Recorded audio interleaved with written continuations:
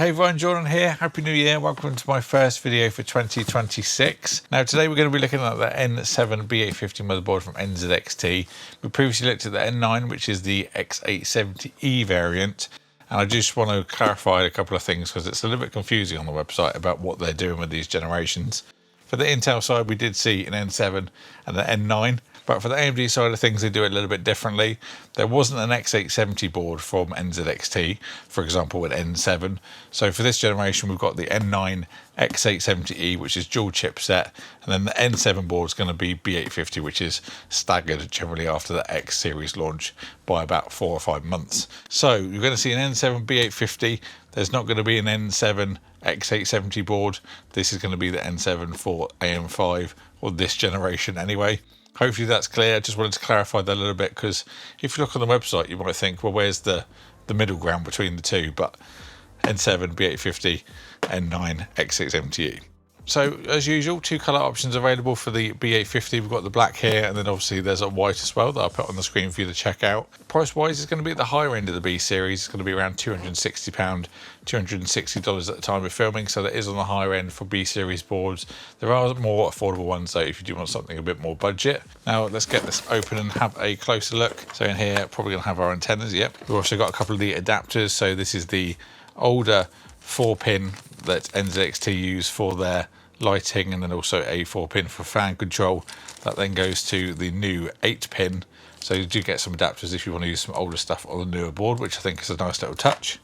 Then the adapters for the Wi-Fi. This is going to be Wi-Fi 6E on this board. No Wi-Fi 7 until you step up to the N9, unfortunately. So taking the board out of the way, other things underneath, some documentation on the left. Then 2 packs of SATA cables, one of which is right angle, so you've got a total of 4 cables there. Then that's it in terms of what's in the box, not much to talk about. Here we have the N7 B850, really nice and stealthy. They've gone for the slightly silver inside again with the heatsink like we saw on the N9. Really chunky VRM design again though. If I just tilt that up, you can see just how thick that aluminum or aluminium is on the top there. Then again on the top, really chunky and nice and thick. This bit here is plastic, but the rest around the outside is that aluminium there. In terms of power stage, this board has a 16+2+1 with 80 amp Dr. components and is using an 8-layer PCB. Just flipping it over, nothing really to talk about on the back, just a plain black PCB. And let's get zoomed in and have a closer look. So at the top left-hand side, we've got 2 8-pin EPS connectors. These are unshielded ones, but look like solid pins. We've then got a CPU fan and I/O pump. Our first of the 8-pin connectors, so this is their new proprietary connector. So that will take things like the single frame fan directly into the motherboard, so you don't need any additional hub to control it. We've also got one of their older 4-pin connectors, which is nice to see as well. We've got 2 more 4-pin fan headers on the right hand side, our 24-pin for power, and then a USB Type-C port. That's also a USB 3.2 Gen 2x2 connector as well, so the latest and greatest. On the right angle, we've got 2 USB 3 ports. These are USB 3.2 Gen 1. Then we've also got 4 SATA 6 gigabit ports. Our front panel is in the bottom right hand of the board as usual. We've also got power and reset. Love to have those on there. Again, another 8-pin proprietary cable for their lighting and controllers. Then we've got another 4-pin fan header. So that's a total of 5 4-pin headers on this board. A little bit less than typical motherboards, but you do have the NZXT proprietary connectors there instead. So it's a little bit of a trade-off. And then we've got 3 USB 2 ports. Nice to have a lot of those on there. Then we've also got 2 standard 3-pin 5-volt addressable connectors. Then finally, our front panel audio on the bottom left. This is using an ALC 1220 codec, but if you're really into your sound, I highly recommend a sound card.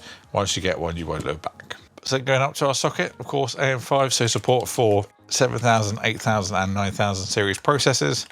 Then we have our DIMM slots on the right hand side. At the time of filming, I actually have no idea the capacity that this can take. That information just isn't anywhere. So I'd hazard a guess at 192 on the safe side, possibly 256, but obviously TBC.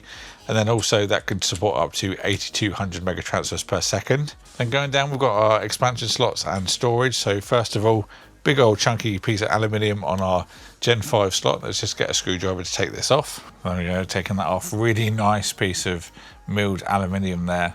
Thermal pad on the back.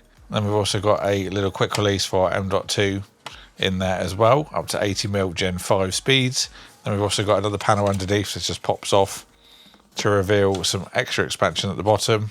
Our second slot we're running Gen 4, that's X2 though, but then we've also got an additional Gen 4 which will be X4. Then for our expansion slots, our top pod will be Gen 5, and that's an armoured slot. Then we've got an additional 2 PCI X16 lanes further down. These are going to be Gen 4 but a wide to X2 bandwidth, but perfectly good enough for a sound card or a capture card. Nice little magnets for those, a lot easier than the pop-off ones that were on the previous boards. Last but not least, onto the rear I/O, we've got a HDMI port at the very top. Clear CMOS and BIOS flash buttons, very handy to have. Got a Wi-Fi antenna ports, like I mentioned, Wi-Fi 6E. It also has Bluetooth 5.2. We then have 2 USB 2 ports. The bottom one is also for our BIOS flash there as well.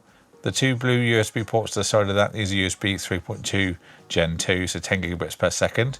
Got a 2.5 gig LAN, Type C, 10 gigabits per second, so 3.2 Gen 2. Then we've also got 4 Type A's below that, so that's going to be 3.2 Gen 1. Then we've got a microphone in, line out, and finally an SP diff. So that was a look at the N7 B850 motherboard from NZXT. Certainly more stripped back than the X870E board. I will leave a card on the screen if you want to check that one out in a bit more depth. But that is a chunk more expensive than this board at the time of filming, and is also a dual chipset, so you've got far more throughput on that. 2 USB Type C 40 gigabit ports, as was mandatory on the X870 boards. Then there's also some things on this. I expected a little bit faster I/O on the rear to begin with, but then to be fair to this one, we do have 2 Type A USB 3 ports, plus also that 20 gigabit Type C port as well. So this is really a board that you want to make sure you've got a case that can maximise the potential of what this offers for internal I/O rather than just external. But I think overall a nice little board. Quite expensive though, like I said, is on the higher end for the B series boards, so there are some pros and cons to it, but there aren't many boards that have a stealthy and sleek look like this, so that is another thing you will be paying for there with the aesthetics on this board as well. So let me know what your thoughts down below. Also, power button, really like a power reset button for a benchmarker.